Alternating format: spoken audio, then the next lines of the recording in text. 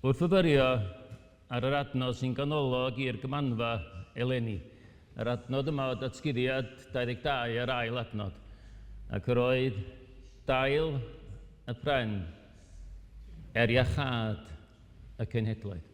Yr oedd dail y pren iachad y cenhedloedd. Dwi wedi cael farwain ar hyd 2 lwybr braf iawn, sydd yn handi iawn, gan fod na ddifosiwn heddiw a fori. Iachad ydy'r llwybr ar gyfer bore yma. Mae'r Beibl yn llawn o hanesion am iachad, yn arbennig felly yn y Testament Newydd. Tybed pa hanes am Iesu'n iachau sy'n dod i'ch meddwl chi bore yma. Os buoch chi mewn ysgol Sul fel plentyn, dwi bron a bod 100% yn sicr eich bod chi wedi clywed yr hanes prydferth yma glwson ni rwan am Iesu'n iachau y dyn oedd wedi barlysu. Tybed faint ohonoch chi fy'n gwneud model o'r tŷ? Y to fflat a'r grisia i fyny'r ochr. Ac mae hwn yn hanes prydferth yn tydi. 4 ffrind ffyddlon a chynod benderfynol yma yn cario'i ffrind anghennus ar wely drwy ganol yr holl bobl. Meddyliwch am Iesu ar ddechrau i weinidogaeth yn dysgu'r holl bobl. Ac fel mae adnod 1 yn dweud, llond tŷ o Phariseaid ac athrawon y gyfraith oedd wedi dod o bob pentra yng Galilea ac o Judea ac o Jerusalem. Chydig bach yn debyg i fod yn y gymanfa gyffredinol.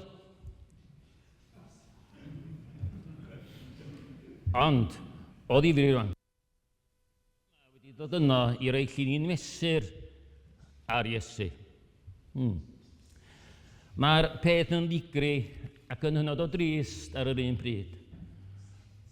Pobl feidrol, pobl feidrol yn ista mewn barn ar fab Duw. Yr rhai oedd wedi creu yn barnu'r creawdwr. Ond i fod yn deg â nhw, doedd Iesu ond newydd gychwyn i weinidogaeth. Ond hynny, yn ôl i cymhenod 4 a dechrau penod 5, cawn hanes Iesu'n iachau dyn ag ysbryd aflan ynddo.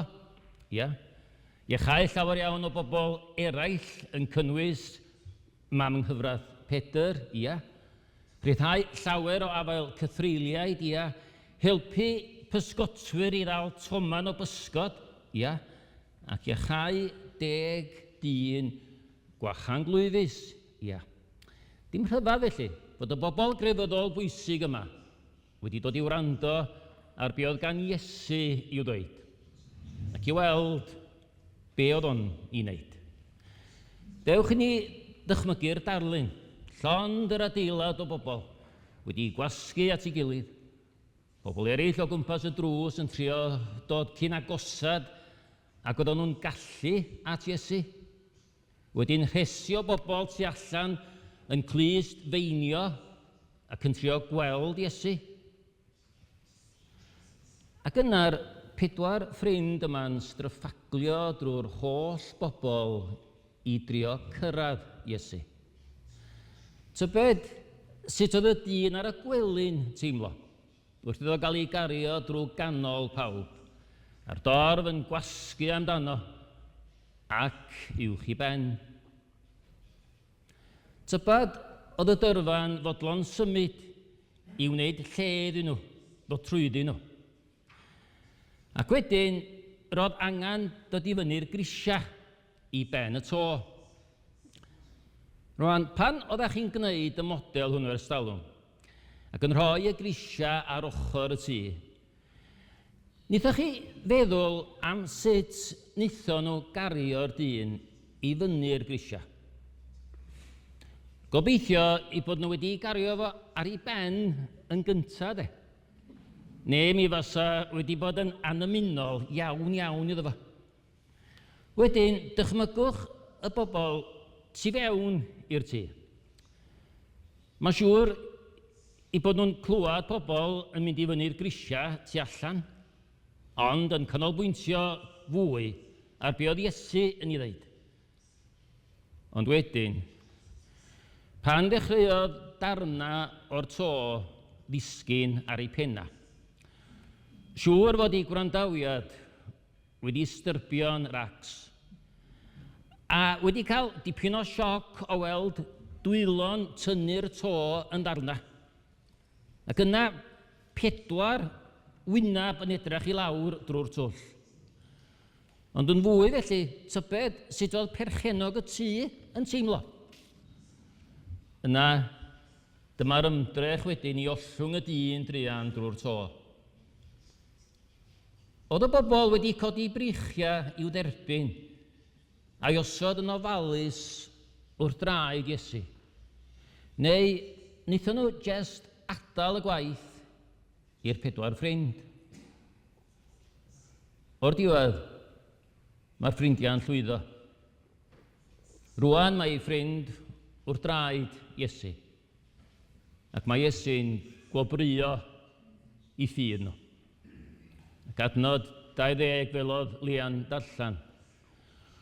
Wrth weld ei ffydd hwy, dywedodd ef, ddyn y mae dy bechodau wedi ei madda i ti. Ai dyma beth nhw'n ddisgwyl i glywed tybed. Yn sicr, ni dyma yr ysgrifenyddion a'r Phariseaid yn disgwyl ei glywed. Mae yna gymaint o wrth gyferbyniad yma. Ffydd y ffrindiau, y basa Iesu'n gallu iachau i ffrind. Gyna ymatab yr ysgrifenyddion a'r Phariseaid yn meddwl, pwy ond Duw all fadda pechoda. Ychydig o blynyddoedd yn ôl, roeddan ni wedi cyflwyno'r hanes yma yn clwb plant ym Mhwllheli. Wedi ni adrodd yr hanes, dyma rannu'n grwpiau bach i feddwl am gwestiwn. Roedd y cwestiwn yn ddigon heriol yn y marn ni, ond roeddwn ni'n awyddus i weld be fyddai ymatab y plant. A dyma'r cwestiwn. Pam dach chi'n meddwl fod Iesu wedi dweud wrth y dyn fod ei bechodau wedi ei madda cyn iddo ei wella? Cwestiwn, da. Pam dach chi'n meddwl fod Iesu wedi dweud wrth y dyn fod ei bechodau wedi ei madda cyn iddo ei wella? Roedd atebion nifer o'r plant yn mynd angwynti. Ac yn un o'r amseroedd rheini dwi'n ei drysori. Mae un plentyn yn dweud, roedd Iesu'n gallu gweld calon y dyn, a fod na bethau oedd yn ei boeni fo. Ac meddai un arall, efallai, os buasa Iesu wedi gwella'r dyn gyntaf, fasa fo wedi mynd cyn clywed fod Iesu wedi madda iddo fo. Dyma be mae William Hendrickson, diwynydd go enwog, bron yn aralleiriad o atebion y plant. William Hendrickson yn ôl nia yn aralleiriad o atebion y plant. A fel hyn mae Hendrickson yn siarad. By saying, forgiven are your sins, Jesus had not only lifted a burden from the soul of this sin-burdened sufferer,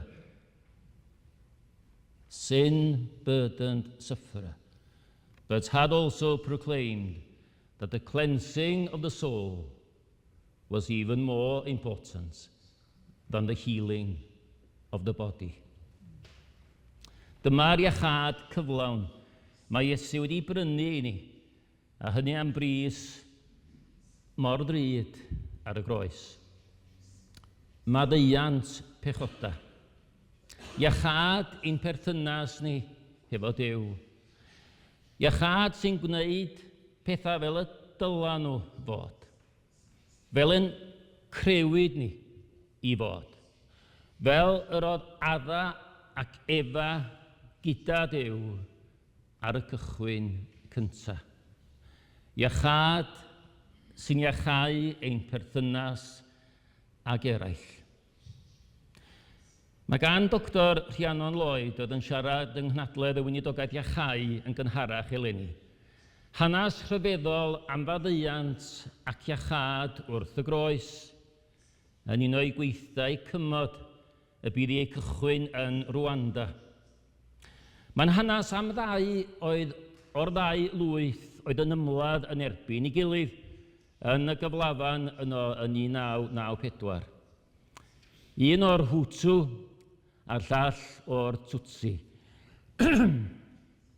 Yn erbyn pob disgwyl, fe faddeuodd yn aill i'r llall, a hynny am weithredoedd erchyll. Ac mae'r ddau bellach yn ffrindiau clos ac yn cydweithio i ddod â chymod a maddeuant i bobl eraill. Cymod a maddeuant i bobl eraill. Os ydych chi am glwad yr anerchiadau, maen nhw ar gael ar wefan EBC. Ar wefan Gweinidogaethau Le Rouge, sydd wedi tyfu o Weinidogaeth Rhiannon, dywedir fel hyn: hyd yn oed yng ngwyneb yr holl boen yn y byd toredig hwn, credwn yn gryf fod yna obaith. Am ein bod yn credu yn yw gobaith. A ma'n i'n dyfynnu yma o'r Rhufeiniaid 15 adnod 13. A bydde di Dduw ffynhonnell gobaith, eich llenwi a phob llawenydd a thangnefedd, wrth i chwi arfer eich ffydd, nes eich bod trwy nerth yr ysbryd glân yn gorlifo a gobaith. Mae gobaith yn rhan o'i gymeriad. Fedar o ddim bod fel arall. Mae gan Dduw strategaeth i ddefnyddio ei eglwys i fod yn asiant heddwch a chymod yn y cenhedloedd. Ond yn gyntaf, rhaid i'r eglwys gael ei hiachau. Mae Eglwys Presbyteraidd Cymru yn rhan o'r eglwys fyd eang. Yn una yn rhan o Eglwys Presbyteraidd Cymru. Rydyn ninnau angen yr iachad yma. Yn bersonol, fel eglwys, nid iachad fel tasan ni'n gorfod cymryd pilsan anodd i'w llyncu ydy'r iachad yma, ond rhyddhad o feichiau trwm. Rhyddhad o feichiau trwm, cael ein golchi yn lân, melystra yn lle chwerwder, goleini yn lle tywyllwch, llawnder yn lle gwacder, gobaith yn lle anobaith, croeso cynnas at yn tad nefo sydd wedi'n creu ni a sy'n yn caru ni. Yn adnodau 23 a 24, mae Iesu'n atab amheuon yr ysgrifenyddion a'r Phariseaid, ac yn dweud fel hyn: pryn sydd hawsa i ddweud, y mae dy bechodau wedi ei madda i ti. Ai yntau dweud cod a cherdda? Ond mwyn i chi wybod fod gan fab y dyn awdurdod ar y ddaear i fadda pechoda. Meddai wrth y cla. Dyma fi'n dweud wrthyt, cod a chymer dy wely a dos adra. Gar unwaith cododd yntau yn ei gwydd, cymryd y gwely y bu'n gorwedd arno, a mynd adra gan ogoneddu Duw. Dyna chi, meddai Iesu. Dyma pwy ydw i. Dyma'r dystiolaeth. Mae Iesu wedi iachau y dyn yn gorff ac enaid. Mae gan y dyn bellach roedd nid llwyr i ogoneddi Duw am y cwbl mae Iesu wedi ei wneud. Ar y groes, mae Iesu wedi gwneud y cyfan droson ni, dros bob un ohono. Fel y dyn gafodd iachad, da ninnau yn gogoneddu oherwydd ei fawredd a'i gariad. A dau beth yma, ffydd ac amheuaeth. Roedd y ffydd i ddechrau, roedd y 4 ffrind wedi gorfod ymdrechu i ddod â'i ffrind at Iesu. Ond oherwydd i ffydd, ei bod mor sicr y bysa Iesu'n gallu iachau ei ffrind, wnaethon nhw ddim rhoi i fyny. Dyma pa mor benderfynol da ni'na angen bod. I ddod â'n ffrindiau, fel oedd Rebecca'n deud oed i ddod â'n ffrindiau, ein teuluoedd a phobl ein cymunedau at Iesu am iachad. Da ni'n angen bod fel y 4 yn dod â'i ffrind at Iesu gweitha'r rhwystra, gweitha'r anghrediniaeth. Da ni angen i ffydd nhw y bydd Iesu'n mynd at wraidd yn hangen ni, ac na'n iachau ni yn gyfan gwbl, fel mae adnod 20 yn dweud. Wrth weld ei ffydd hwy, dywedodd ddyn, y mae dy bechodau wedi ei madda i ti. Ddyn, y mae dy bechodau wedi ei madda i ti. Amheuaeth rwan. Tybed, ydyn ni'n angen rhoi yn amheuaeth am allu Iesu iachau yn gyfan gwbl o'r neilltu. Fel yr ysgrifenyddion a'r Phariseaid yn yr hanes. Fel dwedodd Iesu wrth Thomas wedyn, i edrych ar olion clwyfau'r groes arno. A Iesu'n dweud, estyn dy fys yma, edrych ar fy nwylo, estyn dy law a'i rhoi yn ddystlys. A phaid a bod yn angredadyn, bydd yn gredadyn. Geiriau Iesu Grist yn Ioan 20 ac adnod 27. Dyma'r clwyfa mae Iesu wedi ei diodda mwyn i ni dderbyn llwyr iachad. Roedd Eseia wedi dweud ymhell cyn geni Iesu am yr iachad cyflawn oedd i ddod. Mae ei eiriau'n swnio fel ta nhw wedi ysgwennu ar ôl Iesu gael ei groesoelio.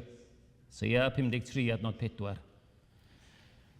Ac eto, cymerodd ein salwch ni arno ei hun, a diodda yn poenau ni yn ein lle. Roeddan ni'n meddwl i fod yn cael ei gosbi a'i guro a'i gamdrin gan Dduw.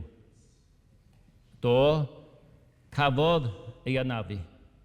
Am ein bod ni wedi gwrth ryfela. Cafodd ei sathru am ein bod ni ar fai.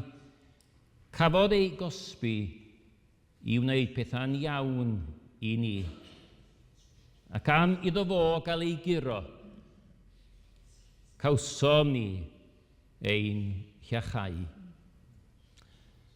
Ac felly grynhoi y defosiwn a'r myfyrdod, be amdana ni? Sut mae'r hanes yma'n yn gadael ni bore yma?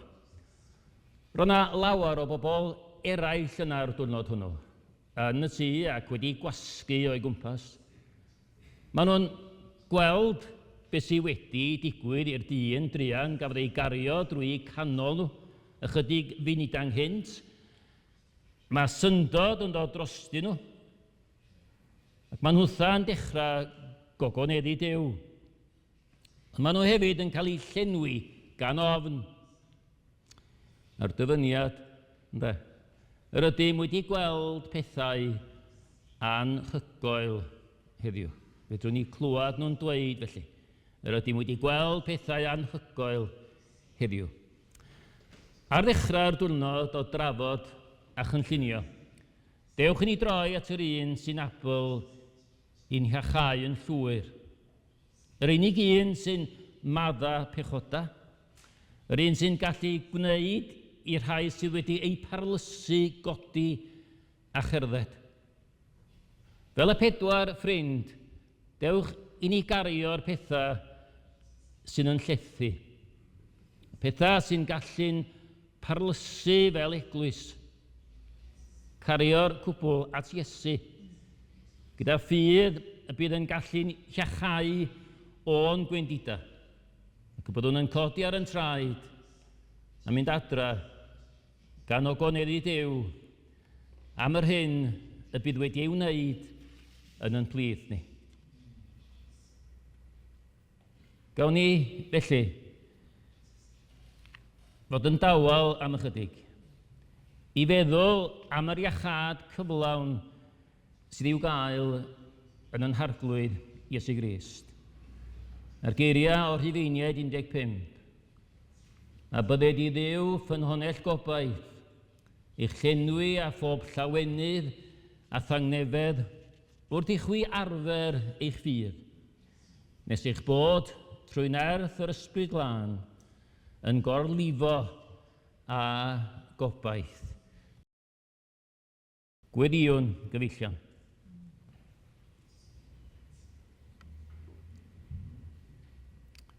Dad Nefol, diolch i ti am gael dod at i'n gilydd o dy flaen bore yma. Diolch i ti ein bod yn cael dod at y gyfarch fel tad. Da ni'n dod ac yn sylweddoli rhywfaint am dy sancteiddrwydd, rhywfaint am dy fawredd, rhywfaint am dy gyfiawnder di, ac yn ymwybodol yn bod ni mor ddychan, mor ddinod ac mor ddidur. Ac eto, rwy ti'n yn caru ni gymaint. Diolch i ti, Arglwydd. Arglwydd Iesu, diolch i ti am ddod i'n byd yn cynnig maddeuant pechoda ac iachad llwyr. Diolch i ti am fod yn barod i roi'r cyfan ein mwyn. Ti di rhoi rhyddhad o ddeichiau trwm. Ti di'n golchi ni yn lan. Ti di rhoi melystra yn lle chwerwd i ni, goleini yn lle tywyllwch. Ti di rhoi llawnder yn lle gwacder, gobaith yn lle anobaith. Croeso cynnas at yn tad Nefol sydd di'n creu ni a sy'n yn caru ni. Clyw yn gweddi ni bore yma dros fyd sydd mewn gymaint o angen. Angen gwybod am y gobaith sydd yno ti. Angen derbyn dy iachad cyflawn di. Cyflwynwn deuluoedd ein gwlad i ti, lle mae anghydfod a diffyg cariad. Tyrd a dy iachad. Cyflwynwn gymunedau yn gwlad i ti, lle mae tyndra a hunanoldeb, tyrd a dy iachad. Cyflwynwn yn byd i ti, lle mae anghyfiawnder a thrais, tyrd a dy iachad. Cyflwynwn ein heglwys i ti. Ble bynnag rydyn ni wedi colli golwg arna ti. Ble bynnag sydd wedi'n parlysu, ble bynnag da ni angen maddeuant, plis maddau ni, a tyrd a dy iachad. Tyrd Arglwydd Iesu, tyrd ysbryd glân. Ysbryd byw y deffroadau, disgyn yn dy nerth i lawr, rhwygar awyr a darannau, crea'r cyffroadau mawr. Chwyth drachefn y gwyntoedd cryfion, ddeffru'r meirw yn y glyn. Dyro anadliadau bywyd yn y lladdedigion hyn. Ac ysbryd, yr eniniad dwyfol, dyro'r tywalliadau glân.